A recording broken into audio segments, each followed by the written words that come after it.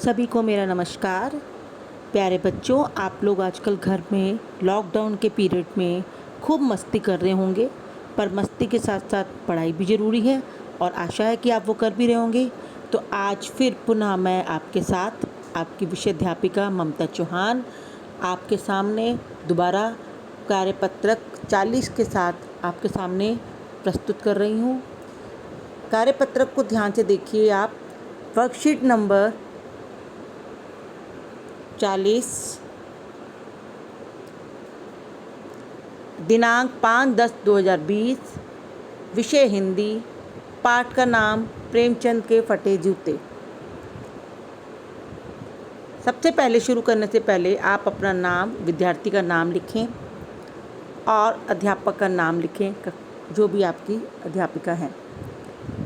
तो हम शुरू करते हैं आज का ये कार्यपत्रक। यह विडंबना मुझे इतनी तीव्रता से पहले कभी नहीं चुभी जितनी आज चुभ रही थी जब मैं तुम्हारा फटा जूता देख रहा हूँ।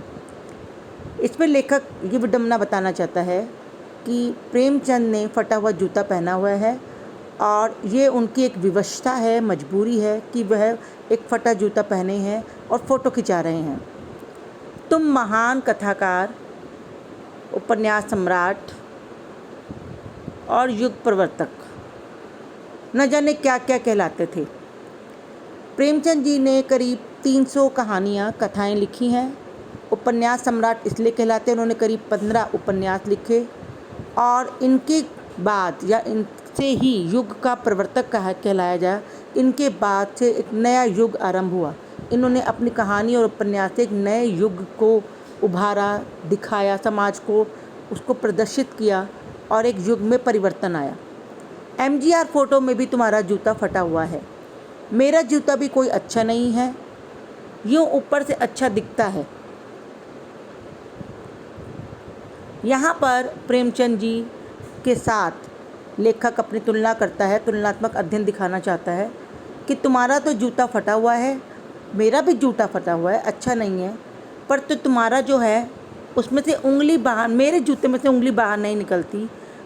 अंगूठे का नीचे का मेरा तला फटा हुआ है, अंगूठा ज़मीन से घिसता है और पैने कभी कभी लुहान कभी हो जाता है। पूरा तला गिर जाएगा, पूरा पंजा छिल जाएगा, मगर उंगली बाहर नहीं दिखेगी। यहाँ पर लेखक कहना चाहता है कि मेरा जूता भी फटा हुआ है, तुम्हारा भी फटा हुआ है। फ़र्क इतना है कि तुम्हारा जूता नीचे से बिल्कुल ठीक है, यानी तुम्हारा आधार बिल्कुल ठीक है, और बल्कि मेरा आधार नहीं है, पर मेरी उंगली नहीं दिखाई देगी।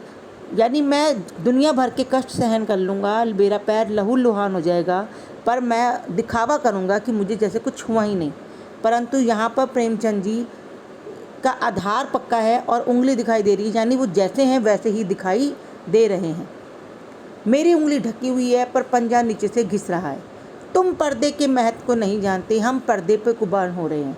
यहाँ पर जूता बड़े ठाठ से पहने हों, मैं ऐसे नहीं पहन सकता। फ़ोटो तो ज़िंदगी भर इस तरह ना खिंचाऊँ, चाहे कोई जीवनी बिना फ़ोटो के ही छाप दे।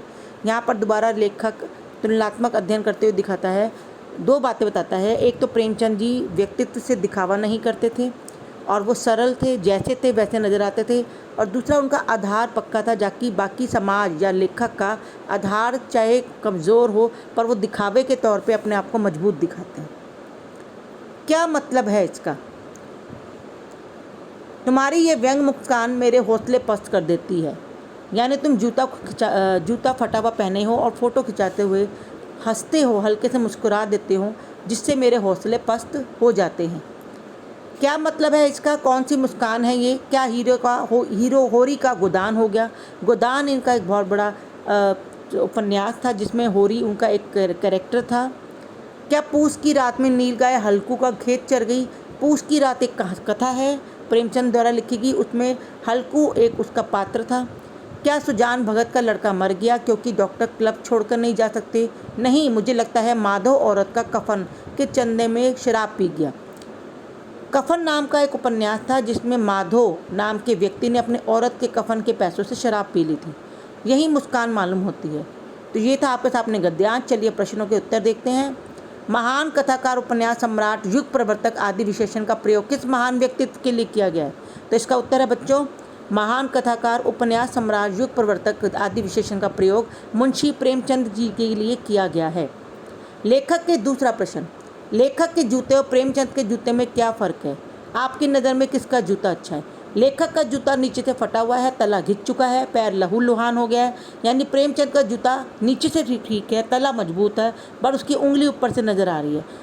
हमारी नज़र में प्रेमचंद जी का जूता फटा हुआ है, ऊपर से नीचे से तला मजबूत है, वही अच्छा है, क्योंकि वो दिखावे पर नहीं, जैसे हैं वैसे सादगी और सरल स्वभाव के लिए उनका जूता उनका प्रतीक माना गया है। तो हमारे हिसाब से उनका जूता अच्छा है।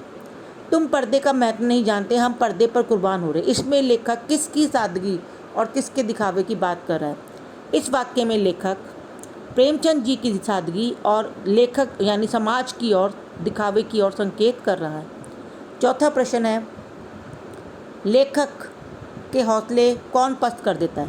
तो इसका उत्तर है, लेखक के हौसले प्रेमचंद जी की मुस्कान पस्त कर देती है, व्यंग भरी मुस्कान पस्त कर देती है। पांचवा है, प्रेमचंद की मुस्कान के कौन कौन से संभावित कारण लेखक ने बताया है? क्या फ़ोटो खिंचाते समय आप भी मुस्कुराते हैं और क्यों? तो इसका उत्तर यहीं से है, प्रेमचंद की मुस्कान के संभावित कारण, क्या होरी का गोदान हो गया, क्या पूस की रात में नीलगाय हल्कू का खेत चर गई, क्या सुजान भगत का लड़का मर गया क्योंकि डॉक्टर क्लब छोड़कर नहीं आ सकते, और मुझे लगता है कि माधो औरत का कफन के चंदे की शराब पी गया। ये इसके संभावित कारण हैं। हाँ, हम फ़ोटो खिंचाते हुए मुस्कुराते हैं क्योंकि फ़ोटो खिंचवाते हुए मुस्कुराते हुए फ़ोटो अच्छी आती है। तो ये सभी प्रश्न उत्तर आप कॉपी में कर लें बच्चे, और गद्यांश को अच्छी तरह से समझ में आ गया होगा। आपका बहुत बहुत धन्यवाद।